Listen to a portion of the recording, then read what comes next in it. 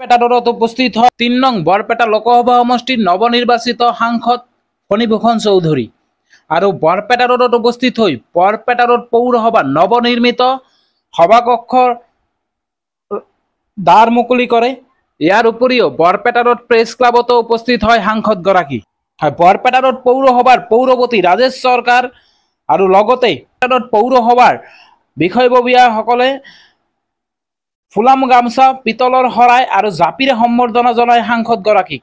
ইয়াৰ উপৰিও বৰপেটাত প্ৰেছ ক্লাবৰ তৰফৰ পৰাও নৱনিৰ্বাচিত সাংসদগৰাকীক সম্বৰ্ধনা জনোৱা হয়। সংবাদ মাধ্যমৰ আগত কয় যে মই যেহেতু বৰপেটাত পৌৰসভাৰ এগৰাকী সদস্য, গতিকে বৰপেটাত পৌৰসভাক কেনেদৰে আগুৱাই লৈ যাব পাৰে, বৰপেটাত পৌৰসভাৰ যিসমূহ সমস্যা আছে এই সমস্যাসমূহ কেনেদৰে সমাধান কৰিব পাৰি এই সন্দৰ্ভতো আলোচনা কৰে সাংসদগৰাকী। আমাৰ সৈতে বৰপেটা লোকসভা সমষ্টিৰ সাংসদ ফণীভূষণ চৌধুৰী আৰু বৰপেটাত পৌৰসভাৰ পৌৰপতি ৰাজেশ চৰকাৰ ডাঙৰীয়াৰ মন্তব্য আছে।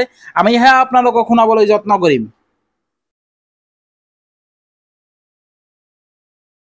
চাওক,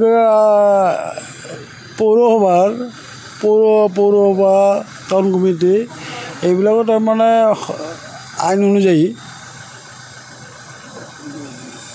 বিধায়ক সাংসদসকল পদেন সদস্য হয়। এতিয়া যিহেতু মই বৰপেটা লোকসভা সমষ্টিৰ সাংসদ হিচাপে নিৰ্বাচিত হৈছোঁ, সেই মৰ্মে মই বৰপেটা লোকসভা সমষ্টিৰ ভিতৰত যিকেইখন পৌৰসভা পৰে প্ৰতিখনৰে মই পদেন সদস্য। আৰু সেই মৰ্মে আজি মই বৰপেটাত পৌৰসভাত আহিছিলোঁ আৰু তেওঁলোকে তাৰমানে ইয়াৰ সভাপতিগৰাকীয়ে তেওঁলোকৰ মোৰ যোগাযোগ কৰিছে। আজি আহিছোঁ, মই শপত গ্ৰহণ কৰিছোঁ আৰু তেওঁলোকৰ যিখন বৰ্ডৰ মিটিং, এই বৰ্ডৰ মিটিংখনত অংশগ্ৰহণ কৰিছোঁ। বাছ হৈ যায়।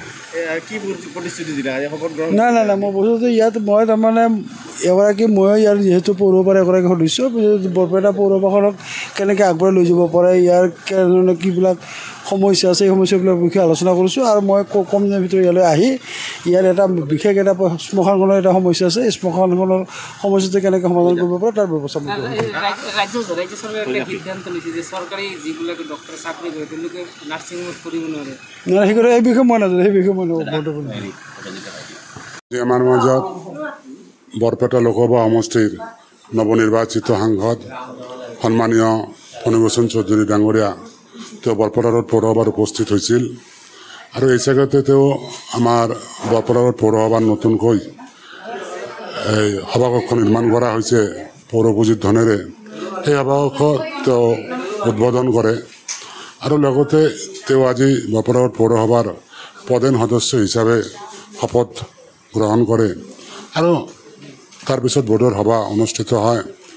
আৰু এই বোৰ্ডৰ সভাত তেওঁ উপস্থিত আছিল, আমাক বহু দিহা পৰামৰ্শ আগবঢ়ায় আৰু আমি তেওঁক আগন্তুক দিনত তেওঁ যেন বৰপেটাৰ পৌৰসভা এলেকাত আমাক সহযোগ কৰে এইখিনি তেওঁক আশা ৰাখিছোঁ আৰু বিভিন্ন প্ৰকাৰে বা বিভিন্নভাৱে তেওঁক আমাক সহযোগ আগবাঢ়িব বুলি প্ৰতিশ্ৰুতি দিয়ে। যেনে আমি এটা কৈছিলোঁ যে আমাৰ বৰপেটাৰ পৌৰসভাৰ অন্তৰ্গত কলভাঙা যিখন আমাৰ শ্মশান আছে তাক আধুনিকৰণৰ ব্যৱস্থা কৰা, লগতে আমাৰ বৰপেটা ৰোডৰ ৰেলৱে লাইনৰ কাষত যিটো বৰপেটা ৰোডৰ মেইন আউটলেট আছে সেইখিনিও তেওঁ কিবা আলোচনা কৰিম বুলি আমাক প্ৰতিশ্ৰুতি দিছে।